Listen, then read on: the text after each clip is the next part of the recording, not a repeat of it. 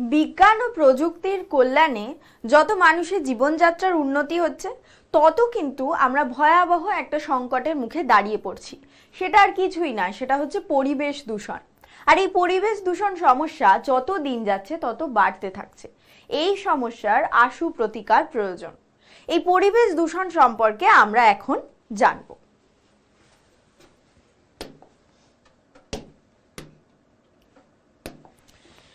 সভ্যতার উন্নতির সাথে সাথে দাবানল, অগ্ন্যুৎপাত প্রভৃতি প্রাকৃতিক কারণ এবং তার সাথে অরণ্য ধ্বংস, জনবসতি বেড়ে যাওয়া, প্রচুর কলকারখানা, যানবাহন বেড়ে যাওয়া ইত্যাদি মনুষ্য সৃষ্ট কারণে প্রকৃতির তিনটি গুরুত্বপূর্ণ সম্পদ জল, বায়ু, মাটি প্রবলভাবে দূষণের কবলে পড়ছে।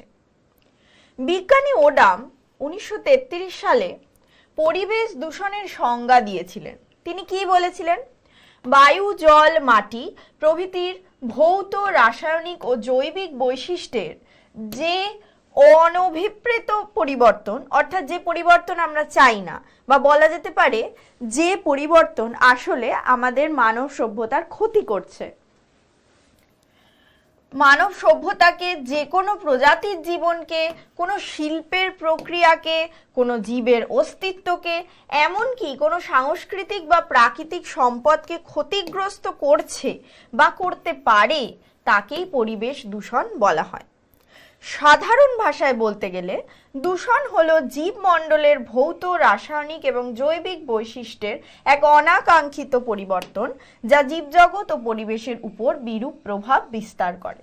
ঠিকই কথা, আমরা কেউই পরিবেশ দূষণ চাই না। আর পরিবেশ দূষণ হলে কিন্তু আমাদের সকলেরই ক্ষতি, শুধু মানব সভ্যতা নয়, আমাদের পরিবেশে মানুষ ছাড়াও আরও যারা রয়েছে, উদ্ভিদ, প্রাণী, সকলেই পরিবেশ দূষণের খারাপ প্রভাব সহ্য করতে হয়। যেসব পদার্থ দূষণ ঘটায় তাদের বলা হয় দূষক বা পলিউটেন্ট। বিজ্ঞানী ওডামের ছবি এখানে দেওয়া আছে। পরিবেশ দূষণ 4 রকম ভাবে হয়। এর কারণ কি? এর কারণ একটাই, সেটা হচ্ছে যে আমাদের পরিবেশে সম্পদ হিসেবে 4টি প্রধান জিনিস রয়েছে: বায়ু, জল, মাটি এবং শব্দ। তো এই 4টে জিনিসের দূষণকে আমরা যথাক্রমে বায়ু দূষণ, জল দূষণ, শব্দ দূষণ, মাটি দূষণ এইভাবে বলে থাকি। প্রথমে আমরা পড়ব এখন বায়ু দূষণের কথা। বায়ু দূষণ বা এয়ার পলিউশন বিভিন্ন প্রাকৃতিক কারণে বা মানুষের সৃষ্ট কারণে উদ্ভূত কঠিন বর্জ্য পদার্থ অথবা অপ্রয়োজনীয় কণা বা গ্যাসীয় পদার্থের ঘনত্ব বায়ুতে যদি স্বাভাবিক অনুপাতের থেকে হ্রাস বা বৃদ্ধি পায় তাহলে ওই প্রকার বায়ুকে দূষিত বায়ু বলে, আর এই পদ্ধতিকে বায়ু দূষণ বলে।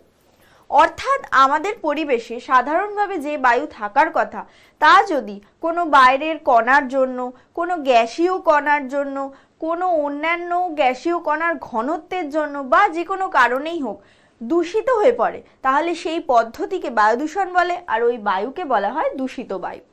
বায়ু দূষণের কারণ হিসেবে আমরা এখানে দুটো জিনিস পেয়েছি। প্রথম হচ্ছে green house gas, nitrous oxide N2O, carbon monoxide CO, carbon dioxide CO2, methane CH4, CFC chlorofluorocarbon ইত্যাদি গ্রিনহাউস গ্যাস বায়ু দূষণ ঘটায়। এখানে বিভিন্ন প্রকার গ্রিনহাউস গ্যাসের একটা চার্ট রয়েছে। সেই চার্টটাকে যদি আমরা 100% ধরে থাকি, পুরো চার্টটাকে যদি আমরা 100% বলি, তাহলে দেখতে পাবে তার মধ্যে কার্বন ডাই অক্সাইডই রয়েছে 49%। এটা ছাড়া মিথেন 18%, নাইট্রাস অক্সাইড 6%, ক্লোরোফ্লুরোকার্বন 14% এবং অন্যান্য গ্যাস 13% রয়েছে। গ্রিনহাউস গ্যাস ছাড়া আর কি কি বায়ু দূষণ ঘটাতে পারে? SPM, যাদেরকে আমরা বলি সাসপেন্ডেড পার্টিকুলেট ম্যাটার। এটি ধোঁয়া, ধুলো বা এরোসেল হতে পারে। যানবাহন বা জীবাশ্ম জ্বালানি থেকে নির্গত ধোঁয়ার মধ্যে যে কার্বন কণা থাকে তার আকার 10 মাইক্রোমিটারের থেকে কম হয়। এগুলি বাতাসের মধ্যে সূক্ষ্মভাবে ভেসে থাকে এবং বাতাসের মধ্যে কয়েক সপ্তাহ ধরে থাকতে পারে।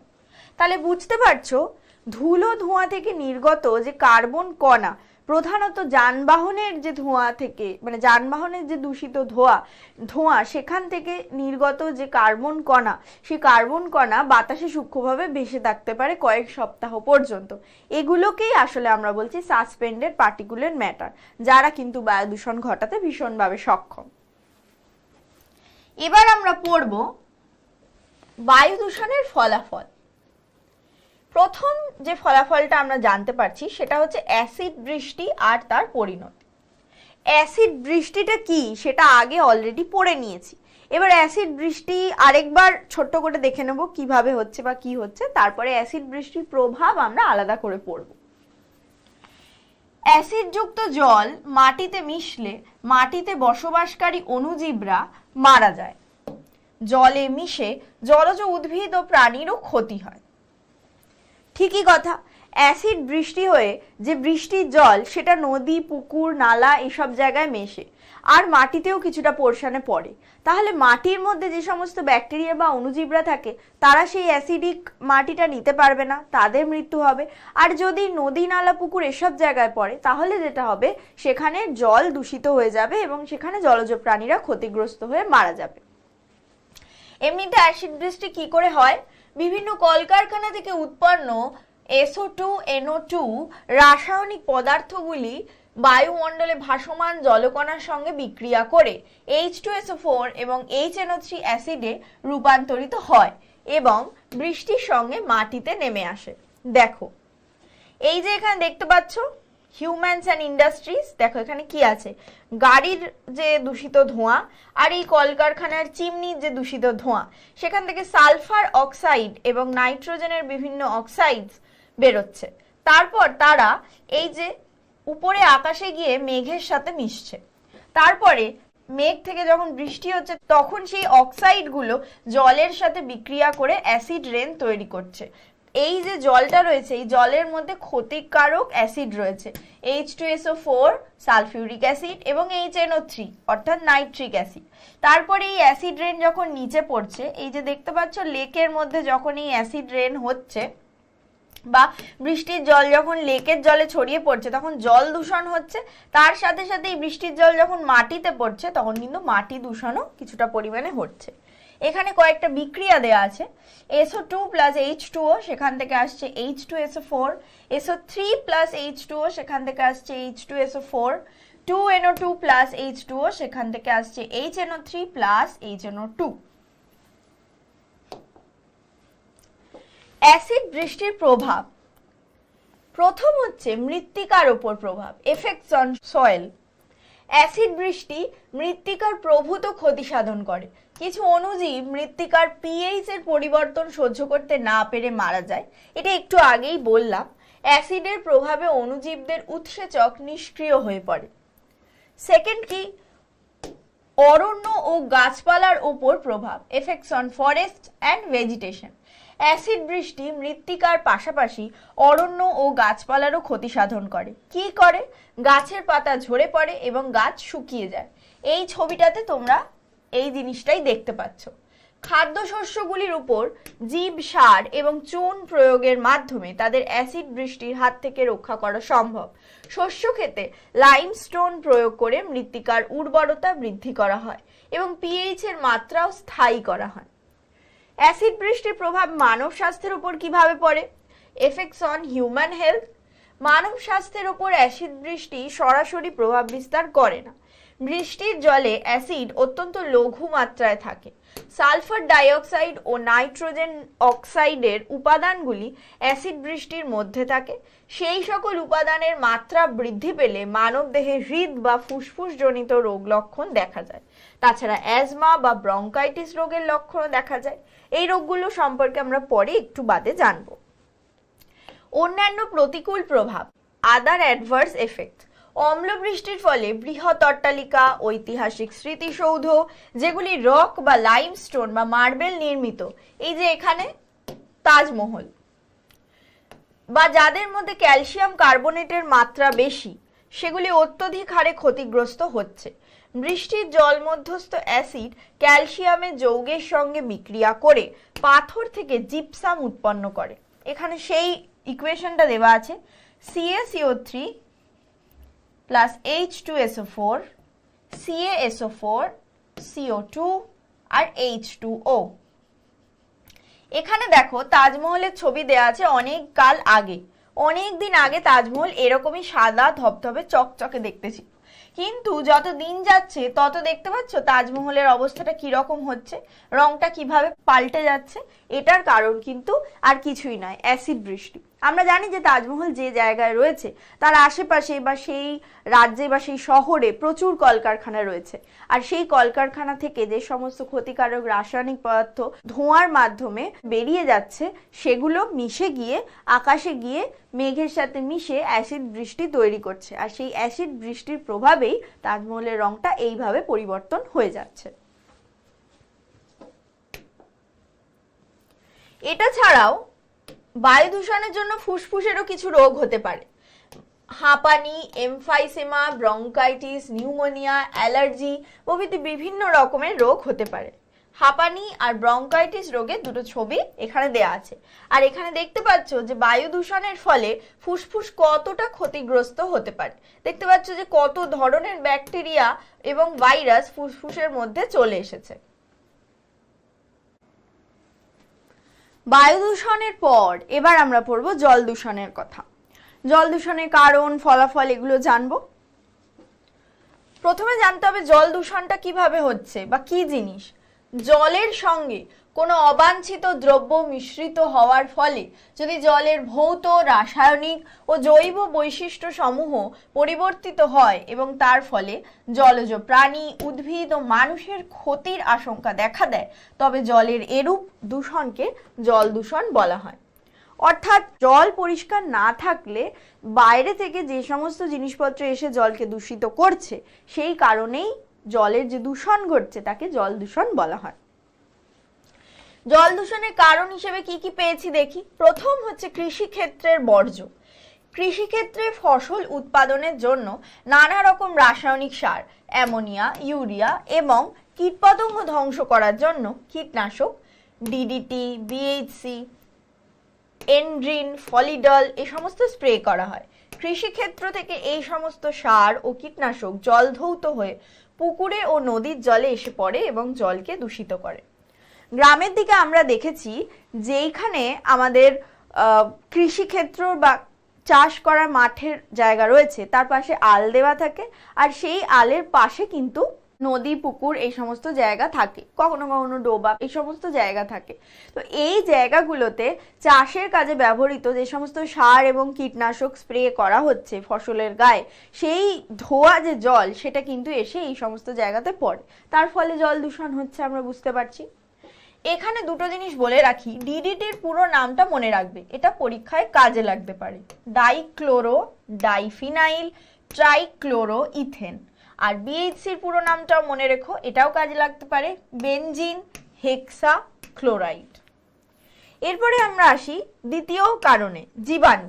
পুকুর, নদী ইত্যাদির পাড়ে মলমূত্র ত্যাগ, মরা পশু পাখির দেহ ফেলা, সঞ্চিত বর্জ্য ইত্যাদি জলে মিশে যায়। এই সব বর্জ্যে কিন্তু প্রচুর পরিমাণে ক্ষতিকারক জীবাণু থাকে যা জলে মিশে জল দূষিত করে। ঠিকই কথা, বিভিন্ন পশু পাখি যখন মরে যায় বা তাদের দেহে পচন ধরে, অনেক সময় আমরা সেগুলো পুকুর ধারে, নদীর ধারে ফেলে দিই জলে ভেসে যাতে দূরে চলে যায় তার জন্য, কিন্তু সেই সমস্ত পশু পাখির দেহ বা বিভিন্ন জিনিস থেকে নানা রকমের জীবাণু জলের মধ্যে মিশে গিয়ে জল দূষিত করে।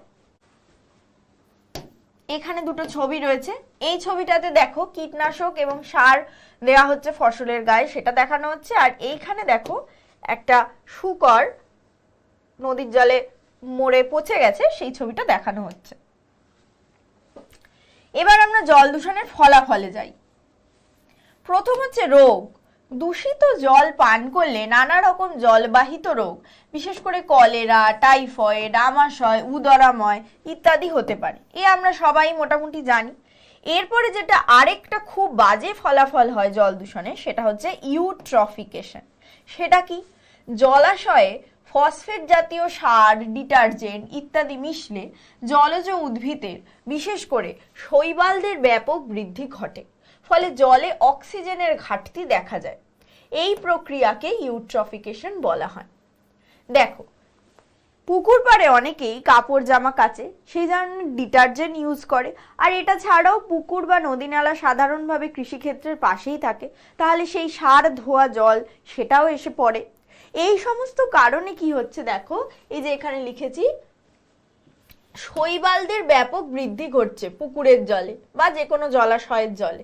তাহলে শৈবালদের যদি ছোট্ট একটু জলাশয় অনেক বৃদ্ধি ঘটে যায়, তাহলে সেখানে জলের অক্সিজেনের ঘাটতি দেখা দেবেই, কারণ জলে জৈব উপাদান হিসেবে যতটুকু অক্সিজেন থাকে, সেই অক্সিজেন তো পুরো এই ব্যাপক শৈবালরাই নিয়ে নিচ্ছে। এই যে প্রক্রিয়া, তাকে ইউট্রফিকেশন বলা হয়। এখানে দেখো একটা পুকুরের ছবি দিয়েছি, এই পুকুরটা দেখো, এই সাইড থেকে প্রচুর শৈবাল আস্তে আস্তে পুকুরটার মধ্যে ভর্তি হয়ে যাচ্ছে। আর ভর্তি হওয়ার ফলে দেখতে পাচ্ছ দুদিক থেকে এইভাবে শৈবাল ভর্তি হয়ে যাওয়ার জন্য পুকুরের যে আয়তন সেটা কিন্তু ক্রমশ ছোট হতে থাকছে বা কমে আসতে থাকছে। ইউট্রফিকেশনের কারণ কি?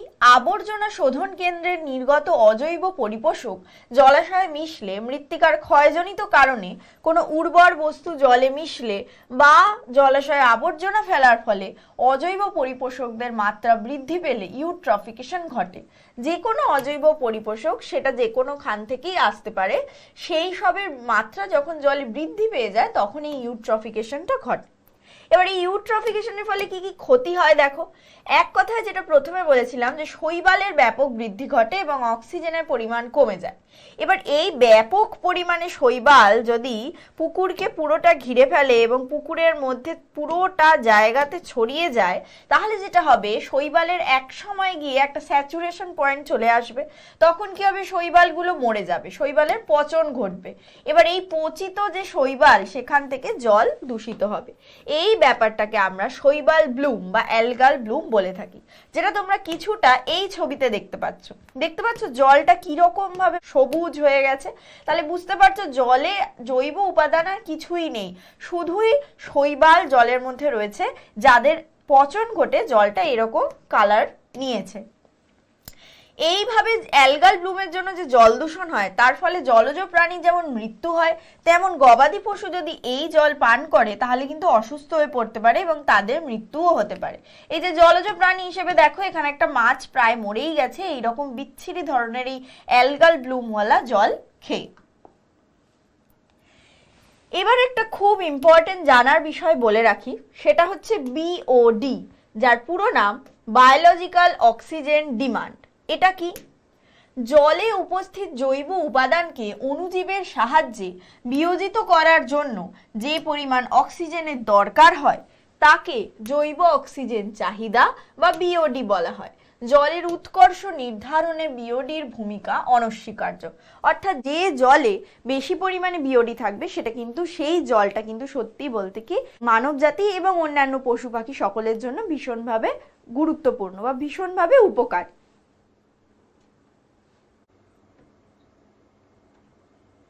বায়ু আর জল দূষণের পরে এবার আমরা পড়ব মাটি দূষণের কথা। মাটি দূষণে কি হয় দেখো, বিভিন্ন রাসায়নিক সার, কীটনাশক, জীববস্তুর মৃতদেহ, ব্যাকটেরিয়া, ছত্রাক, প্রোটোজোয়া ইত্যাদি দূষক পদার্থ মাটিতে মিশলে মাটির স্তরের ভৌত, রাসায়নিক ও জৈব বৈশিষ্ট্যে অবাঞ্ছিত ও ক্ষতিকর পরিবর্তন বা ক্ষয় সৃষ্টি হয়। তখনই ব্যাপারটাকে মাটি দূষণ বলে। কিছুই না, বায়ু আর জল দূষণের মতোই মাটি যখন স্বাভাবিক অবস্থায় থাকে, সেই অবস্থা থেকে বাইরে থেকে আসা বিভিন্ন দূষক পদার্থ যখন মাটিকে দূষিত করে, সেই ব্যাপারটাকেই মাটি দূষণ বলা হয়। কারণ হিসেবে আমরা কি কি পাচ্ছি দেখি। প্রথম কারণ হিসেবে আমরা পাচ্ছি জীবাণুকে। মাটিতে আমরা বিভিন্ন আবর্জনা, পচা গলিত প্রাণীর মৃতদেহ, শিল্পজাত বর্জ্য ইত্যাদি নিক্ষেপ করি। এই পদার্থ থেকে বিভিন্ন জীবাণু মাটিতে মেশে এবং মাটির দূষণ ঘটায়। এই যে এইখানে এই ছবিটা দেখতে পাচ্ছ, কলকারখানার সামনে এই পুরো এরিয়াটা জুড়ে কলকারখানা রয়েছে, তার সামনে যে মাটির অংশটা রয়েছে, এই কলকারখানা থেকে আসা বিভিন্ন বর্জ্য এই অংশটাতে পড়ছে। এই যে দেখতে পাচ্ছ, এই অংশটাতেই বিভিন্ন রকমের বর্জ্য পদার্থ এসে পড়ছে। তো এইখানের মাটিটা কিভাবে দূষিত হচ্ছে নিশ্চয়ই বুঝতে পারছো। এটা ছাড়া রাসায়নিক পদার্থ দ্বারাও মাটি দূষণ হয়, যেমন মাটিতে বিভিন্ন রাসায়নিক সার, অ্যামোনিয়া, ইউরিয়া, এছাড়া বিভিন্ন কীটনাশক, বিএইচসি, ডিডিটি, যেটা আগেই আমরা পড়েছি, আগাছানাশক 2,4-D, সিমাজিন, এগুলো মাটিতে মিশে মাটির দূষণ ঘটায়। চাষের ক্ষেতে কি করে কীটনাশক বা সার দেওয়া হয় সেটা এই ছবিতে দেখতে পাচ্ছ। এবার এই যে সয়েল পলিউশন বা মাটি দূষণের ফলাফল কি হচ্ছে, মানুষের ওপর কি কি প্রভাব পড়ছে প্রথমে দেখে নিই। মাটিতে উপস্থিত বিভিন্ন জীবাণু, ভাইরাস, কৃমি ইত্যাদি মানব দেহে প্রবেশ করলে আমরা রোগাক্রান্ত হই। মাটিতে মিশে থাকা টিটেনাসের জীবাণু, যার বিজ্ঞানসম্মত নাম ক্লস্ট্রিডিয়াম টিটেনি, আমাদের কোনো আঘাতপ্রাপ্ত স্থানে প্রবেশ করলে আমরা টিটেনাস রোগাক্রান্ত হই। এই যে দেখতে পাচ্ছ, এই ছবিটায় খেয়াল করে দেখো, এই অংশটায় আঘাতপ্রাপ্ত স্থান, দেখো কেটে গিয়ে রক্ত বেরোচ্ছে, এইখানেই মেনলি এই ক্লস্ট্রিডিয়াম টিটেনি, এই যে জীবাণু রয়েছে সে যদি কোনোভাবে ঢুকে পড়ে তাহলে আমাদের টিটেনাস রোগ হতে পারে, যাকে আমরা ধনুষ্টঙ্কার বলে থাকি। মাটিতে মিশে থাকা পারদ, সীসা, ক্যাডমিয়াম, এগুলোর বিষক্রিয়া থেকে মানব দেহে বিভিন্ন রোগ লক্ষণ প্রকাশ পায়, যেমন সীসা থেকে ডিসলেক্সিয়া হতে পারে, ক্যাডমিয়াম থেকে ইটাই রোগ হতে পারে। এই যে ইটাই ডিজিজ ফ্রম ক্যাডমিয়াম, ছবি দেয়া রয়েছে কি হয় ইটাই রোগে। পারদ থেকে মিনামাটা রোগ হতে পারে, এই যে মিনামাটা ডিজিজ ফ্রম মার্কারি, এখানেও ছবি দেওয়া আছে কি হয়। মাটিতে মিশে থাকা এই যে টিটেনাসের জীবাণু, এরা কিন্তু স্পর্শ ও প্রশ্বাসের মাধ্যমে মানবদেহে প্রবেশ করে। এবার আরেকটা অন্য ফলাফল পড়ব, সেটা হচ্ছে জীব বিবর্ধন। বিভিন্ন প্রকার অপরিবর্তনীয় বিষাক্ত রাসায়নিক পদার্থ খাদ্য শৃঙ্খলে প্রবেশ করলে প্রতিটি খাদ্য স্তরে তাদের গাঢ়ত্বের মাত্রা যে হারে বৃদ্ধি পায় সেই প্রক্রিয়াকে জীব বিবর্ধন বলা হয়। জীব বিবর্তনটা পুরোটা আসলে কি সেটা পরের স্লাইডে জানবো। এই যে দেখো, বিগত কয়েক দশক ধরে ফসলের পেস্ট দমনের জন্য এবং মশা দমনের জন্য এমন ব্যাপক হারে ডিডিটি, প্রধানত ডিডিটিকেই এখানে বলা হচ্ছে, ডাইক্লোরো ডাইফিনাইল ট্রাইক্লোরোইথেন, ব্যবহার করা হয়েছে যে এটিকে বাতাসে, জলে, মাটিতে পরিমাপযোগ্য পরিমাণে পাওয়া যায়। শুধু তাই নয়, এটি যেখানে প্রথম খাদ্য শৃঙ্খলে প্রবেশ করে সেখান থেকে কয়েক হাজার মাইল দূরেও এর অস্তিত্ব প্রকাশ পাওয়া যায়। ডিডিটির কোনো প্রকার পরিবর্তন ঘটে না। পুকুর, নদী বা হ্রদের জলে আপতিত ওই জলাশয়ের উদ্ভিদ দ্বারা ডিডিটি শোষিত হয়। তাহলে কি হলো, ফসলের পেস্ট দমনের জন্য বা মশা মারার জন্য যে কোনো কারণেই হোক, ডিডিটি এত বেশি পরিমাণে আজকাল ব্যবহার করা শুরু হয়ে গেছে বিগত কয়েক বছর ধরে, যে ডিডিটিকে জলে, মাটিতে, বিভিন্ন জায়গায়, বায়ুতে, সব জায়গাতেই পরিমাপযোগ্য অবস্থাতে খুঁজে পাওয়া যাচ্ছে।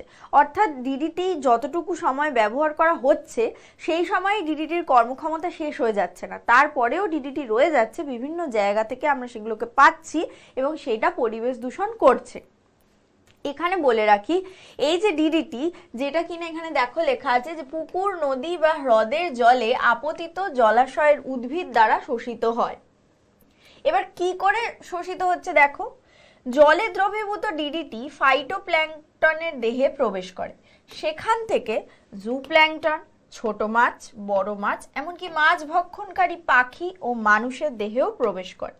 খাদ্য শৃঙ্খলের মাধ্যমে ডিডিটি যে শুধু এক খাদক থেকে অন্য খাদকে প্রবেশ করে তাই নয়, এর গাঢ়ত্ব বহুগুণ হারে বৃদ্ধি পায়।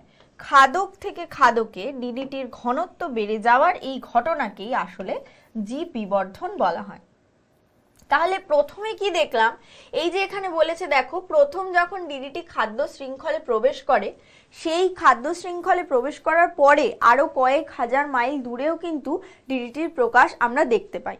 আর জীব বিবর্ধনের মাধ্যমে কি হচ্ছে দেখো, প্রথমে জলে দ্রবীভূত ডিডিটি ফাইটোপ্ল্যাঙ্কটনের দেহে প্রবেশ করছে, তারপর সেখান থেকে জুপ্ল্যাঙ্কটন, সেখান থেকে ছোট মাছ, তারপর বড় মাছ, এমনকি মাছ ভক্ষণকারী পাখি এবং মাছ ভক্ষণকারী মানুষ, সবার মধ্যেই কিন্তু আস্তে আস্তে ডিডিটি ঢুকে যাচ্ছে, অর্থাৎ এক খাদক থেকে অন্য খাদকে ডিডিটির গাঢ়ত্ব ক্রমাগত বাড়তে থাকছে।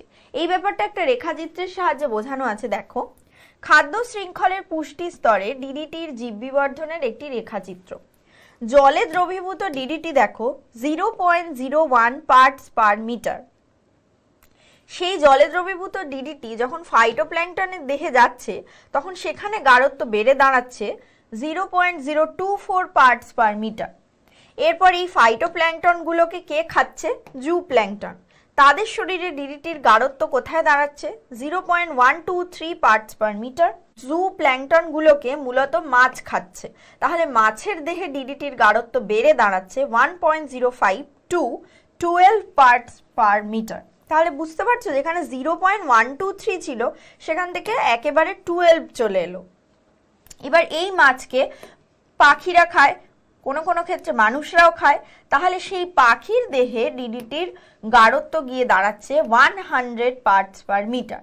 তাহলে একদম প্রথমে গাঢ়ত্ব কোথায় ছিল আর শেষে গাঢ়ত্ব কোথায় গিয়ে দাঁড়াচ্ছে বুঝতে পারছো? এই যে প্রসিডিওরটা পুরোটাকেই আমরা বলি জীব বিবর্ধন। এখানে একটা ছবির মাধ্যমে জিনিসটা দেখানো আছে রেখাচিত্র দিয়ে, আর এই যে ডিডিটি হিসেবে যে পেস্টিসাইড সেটা এই ছবিতে বোঝানো আছে। এরপর আমরা আসব শব্দ দূষণ বা নয়েজ পলিউশন।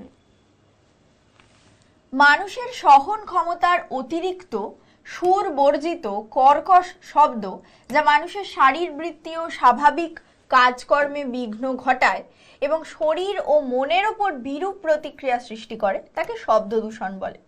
শব্দ দূষণ আমরা একদম খুব ভালো করেই জানি যে শব্দ আমাদের শরীরের ক্ষতি করে এবং যা আমাদের শুনতে ভালো লাগে না, প্রচণ্ড কর্কশ, সেটা থেকেই আসলে শব্দ দূষণ হয়।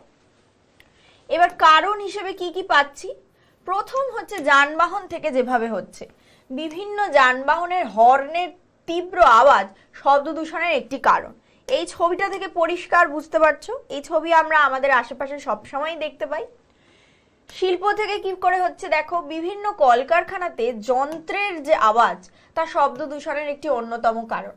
শব্দ দূষণ সৃষ্টিকারী উল্লেখযোগ্য কয়েকটি কারখানা হচ্ছে ইঞ্জিনিয়ারিং যন্ত্রপাতি তৈরির কারখানা, টেক্সটাইল লুম, নিউজ পেপার প্রেস, গাড়ি সারাই কারখানা ইত্যাদি। এখানে একটা কারখানার ছবি দেওয়া আছে, দেখো সেখানে ছোট ছোট চাকার মতো কিছু মোটর রয়েছে। এই মোটর জাতীয় যে সমস্ত যন্ত্রপাতি যে কারখানায় থাকে সেখানে প্রচুর আওয়াজ উৎপন্ন হয়, সেখান থেকে স্বভাবতই শব্দ দূষণ হতে পারে। শব্দ দূষণের ফলাফল হিসেবে কি পাচ্ছি? শব্দ দূষণের ফলাফল কিছু মানুষের ওপর হচ্ছে, কিছু আবার অন্যান্য পশু পাখিদের ওপরও হয়। প্রথম মানুষের ওপর কি প্রভাব হচ্ছে? শব্দ মানুষের ওপর যেরকম বিরূপ প্রভাব বিস্তার করে তাদের মধ্যে দুটি উল্লেখযোগ্য হলো শ্রবণ যন্ত্রের ওপর প্রভাব। কান মানুষের শ্রবণ অঙ্গ এবং শ্রুতি যন্ত্র হলো শ্রবণ গ্রাহক। মানে শ্রবণ অঙ্গ হচ্ছে কান আর শ্রুতি যন্ত্র মানুষের শ্রবণ গ্রাহক হিসেবে কাজ করে। অর্গান অফ কর্টি যেটা কানের একদম ভেতরে থাকে। দীর্ঘদিন 100 ডেসিবেল শব্দের মধ্যে বাস করলে বধিরতা দেখা যায়। 100 ডেসিবেল শব্দের ফলে অন্তঃকর্ণের শ্রুতি যন্ত্র নষ্ট হয়ে যায়, মানে এইটা অর্গান অফ কর্টি। 160 ডেসিবেল মাত্রার বিকট আওয়াজে কানের পর্দা ছিঁড়ে যেতে পারে। এই ছবিটা সেটাই এক্সপ্লেন করছে। এরপরে হৃদযন্ত্রের উপর কি প্রভাব? দীর্ঘস্থায়ী বিকট আওয়াজ মানুষের হৃদযন্ত্রের উপর প্রভাব বিস্তার করে। এতে হৃদস্পন্দনের গতি বেড়ে যায় বা কমে যায়, রক্তে শ্বেতকণিকার মাত্রাও বেড়ে যেতে পারে এবং ধমনীর রক্তচাপ বেড়ে যায়। ব্লাড প্রেশার বাড়ার জন্য কিন্তু এই শব্দ দূষণ ভীষণভাবে দায়ী। এই ছবিতে সেটা বোঝা যাচ্ছে। মানুষের উপর প্রভাব তো জানলাম, এবার দেখবো অন্যান্য প্রাণীর ওপর শব্দ দূষণের কি কি প্রভাব হয়। মানুষ ছাড়া অন্যান্য প্রাণীরাও জোর শব্দ সহ্য করতে পারে না। শব্দের আওয়াজ প্রাণীদের বিরক্তির কারণ হয়, এরা ভয় পায় এবং অন্যরকম আচরণ করে। কুকুর বিড়াল সামান্য পটকার শব্দেও ভয় পায়। এই যে এই ছবিটা দেখেই বুঝতে পারছো, জোর আওয়াজে অনেক সময় এরা বধির হয়ে যেতে পারে। বন্য প্রাণীরা শব্দ দূষণের ফলে মানুষের থেকে অনেক বেশি ক্ষতিগ্রস্ত হয়।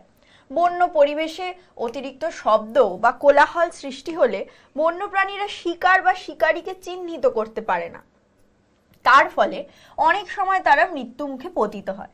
মানে বন্য পরিবেশে যদি হঠাৎ করে কোনো বিশাল জোর শব্দ হয়, তাহলে হয়তো শিকারের হাত থেকে বাঁচার যে সুযোগটা সেটা তারা হারিয়ে ফেলবে, বা হয়তো শিকার ধরার যে সুযোগটা ছিল সেটাও অনেক সময় তারা হারিয়ে ফেলে। অতিরিক্ত শব্দ দূষণ হলে তারা শব্দের মাধ্যমে নিজেদের মধ্যে যোগাযোগ করতে পারে না।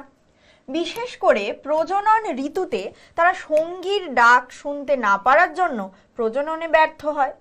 সাধারণত বন্যপ্রাণীর শ্রবণ ক্ষমতা মানুষের থেকে অনেক বেশি। বাড়িতে পোষা কুকুর, বিড়াল বা পাখিরা শব্দ দূষণের ফলে আক্রমণাত্মক হয়ে ওঠে বা প্রচণ্ড ভয় পেয়ে যায়। এখানে এই কুকুরটাকে দেখো, বুঝতে পারবে।